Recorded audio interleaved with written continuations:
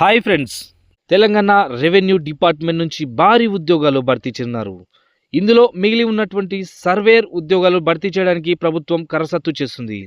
ఈ ఉద్యోగాలు ఎలా అప్లై చేయాలి, ఎప్పుడు నోటిఫికేషన్ వస్తుందో చెప్తాను. ఇప్పుడే ఈ రీల్ని లైక్ చేయండి, షేర్ చేయండి, సబ్స్క్రైబ్ చేయండి, ఫాలో చేయండి. ఇంకా నా ఛానల్ని సబ్స్క్రైబ్ చేయకుండా చూసేవారు ఉంటే ఇప్పుడే సబ్స్క్రైబ్ చేసుకోండి.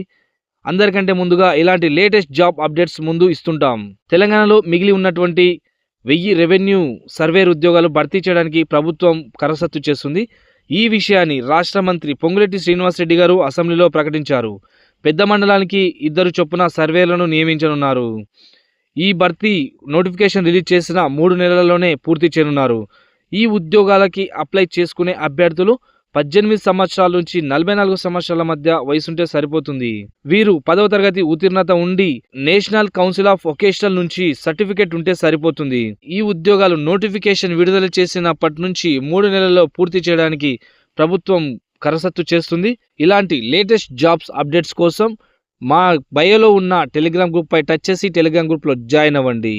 అదేవిధంగా www.telugulatestjobs.com లోకి వెళ్ళి కూడా చూడవచ్చు. ఇందులోనే నోటిఫికేషన్స్ మరియు లింక్స్ ఉంటాయి. టచ్ చేసి అప్లై కూడా చేసుకోవచ్చు.